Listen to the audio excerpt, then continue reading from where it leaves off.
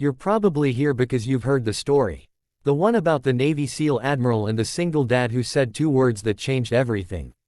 Most people think it's a story about ranks and titles, about who outranks who. But if you stick with me, you'll see it's about something far more important. It's about the battles we fight when no one is watching, and the unexpected places we find our strength. So, grab a cup of coffee, get comfortable, and let me tell you what really happened.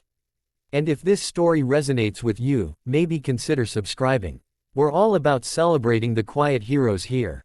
The community center gymnasium smelled of old varnish and cheap paper plates, a universal scent of obligatory civic functions.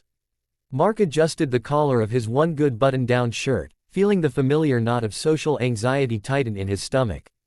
He'd almost declined the invitation to the Hometown Heroes picnic, but his 7-year-old daughter, Lily, had made a construction paper medal for him that morning. "For being my hero, Daddy," she'd said, her eyes wide with sincerity. How could he refuse? He kept to the periphery, a silent ghost at the feast of back-slapping and war stories. In the center of the room, holding court like a sun around which lesser planets orbited, was Admiral James Thorne. A man whose posture screamed military, even in casual slacks and a polo shirt. His biography was local legend. Decades of service, SEAL teams, covert ops, a chest full of medals that probably weighed more than Lily. Mark watched him with a distant respect, the kind you afford a monument in a park you rarely visit. Lily, a whirlwind of blonde curls and boundless energy, was playing tag with other kids near the dessert table. Mark's sole focus was her, his world narrowed to the joyful arc of her sprint, the sound of her laughter. This was his mission now. It had been since Sarah died 2 years ago, a battle lost to a swift and brutal illness. His old life, his career, his ambitions, all had been folded away into a box labeled, before, replaced by the sacred, terrifying duty of raising their daughter alone. Admiral Thorne, finally extricating himself from a group of eager local politicians, ambled over, a genial smile on his weathered face.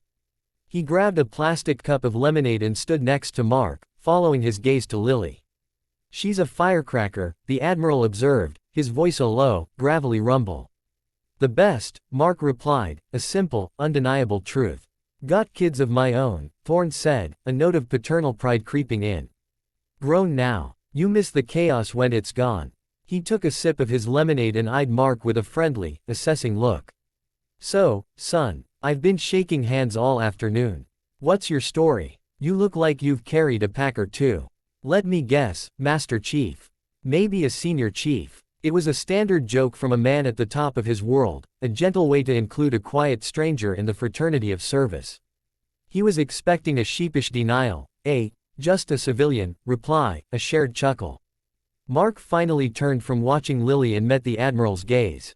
The exhaustion in his eyes was a deep, permanent thing, but there was a steel behind it that Thorne hadn't noticed before. He gave a small, wistful smile. "Oh, nothing that official, Admiral," Mark said, his voice calm. "These days, my rank is Fleet Commander." The word hung in the air. Fleet Commander. Admiral Thorne's genial smile didn't just fade, it shattered. The plastic cup in his hand crumpled with a sharp crack, spraying lemonade onto the polished floor. The blood drained from his face so rapidly it was as if a plug had been pulled. His knees buckled. He didn't just stumble, he collapsed, his full, considerable weight hitting the linoleum with a sickening thud that silenced the entire gymnasium. Gasps erupted. People rushed forward. Mark was the first to his side, his fatherly instincts overriding the shock. "Someone call an ambulance," he barked, his voice cutting through the panic as he checked the older man's pulse. In the frantic, blurry minutes that followed, as paramedics arrived and loaded a disoriented Admiral Thorne onto a gurney, a single, baffled question circulated through the crowd. What had the quiet single dad said that could possibly have such an effect on a hardened SEAL admiral? The answer wasn't found in a military manual. It was found in the small, cluttered apartment Mark and Lily called home. Later that evening, after the hospital had stabilized the Admiral, diagnosing a severe vasovagal syncope triggered by extreme shock and stress, a determined Navy aide located Mark's address. When Mark opened the door, Lily was already asleep, the paper medal safety pinned to her teddy bear. The aide, a young lieutenant, looked past Mark and into the living room. And there, he saw it. The entire fleet. The flagship was the sofa, a large blanket draped over the back. A flotilla of cardboard boxes, an aircraft carrier, a destroyer, a supply ship, were arranged on the carpet. Detailed, hand-drawn insignias were taped to their sides. A small, wooden spoon with a paper sail was the command tender. On the coffee table, serving as the Admiral's briefing table, was a spread of colored pencils, a half-eaten peanut butter sandwich, and a stack of Lily's drawings, all depicting dramatic naval battles against sea monsters. Mark saw the lieutenant looking and simply nodded, his eyes soft with a mixture of pride and profound weariness. "It's a game we play," he explained quietly. "After her mom died, the nights were long. She was having terrible nightmares. So, we started building a fleet. I'm the fleet commander. She's my chief of naval operations. Our mission is to patrol the Sea of Dreams and keep the nightmare monsters away from the shores of Slumber Island." He picked up one of the drawings. It showed a stick figure man on a cardboard ship, facing down a scribbled, multi-headed beast. "Every ship has a name. The USS Courage. The USS Remember Mom. The USS Brave Heart. Our bedtime stories are mission briefings. Our goodnight kisses are all clear signals." The lieutenant, a man who had seen Admiral Thorne stare down actual, life-threatening danger without flinching, finally understood. The collapse wasn't from hearing a joke. It was from the cataclysmic collision of two entirely different worlds of command. Admiral Thorne, from his hospital bed the next day, requested to see Mark. The meeting was heavy with a silence that spoke volumes. "Fleet Commander," the Admiral began, his voice thick with emotion. "My entire life, I defined strength by the weight of the gear, the complexity of the mission, the rank on the collar. I thought I knew what command was. I thought I knew what a battle looked like." He paused, struggling to find the words. You command a fleet of one. You fight a war against grief and fear, every single day and night, with no relief, no backup, and no medals. You are the most decorated officer I have ever met." Tears welled in the old soldier's eyes. "I didn't collapse from shock, son.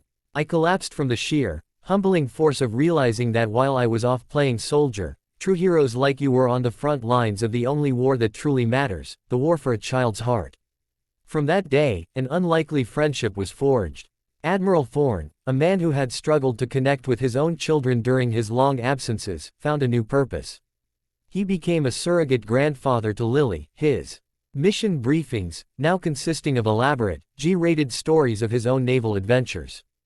He used his influence and resources to help Mark, not with money, but with the one thing a single parent needs most, a reliable support fleet. He organized a network of trusted parents for playdates, provided connections for a better, more flexible job, and most importantly, he gave Mark the gift of respite, the knowledge that he wasn't sailing alone anymore. "So, you see," Mark says, his voice soft but firm, "the story was never about me out-ranking a SEAL Admiral. It was about redefining what strength and rank really mean. Your rank isn't on your uniform. It's in the eyes of the people who depend on you. Your strength isn't measured by the weight you can carry, but by the burdens you choose to lift for others." He leaned slightly towards the camera, his expression one of deep connection. "Maybe you're a fleet commander too. Maybe you're fighting a quiet battle for your family, your health, your dreams. Maybe you feel like you're sailing alone in a dark sea. I'm here to tell you that your command is valid. Your service matters. And you are seen." He picks up Lily's construction paper medal and holds it up. "This is the only medal I'll ever need. So, to all the fleet commanders, the single parents, the quiet warriors, I salute you. Keep commanding your fleet. Keep sailing. And if this message found you tonight, if it reminded you of your own strength, then do me a favor. Hit that subscribe button. Let's build a channel that's a harbor for all the fleets out there, a place where we can share our stories and remember that we are never truly alone." Thanks for watching.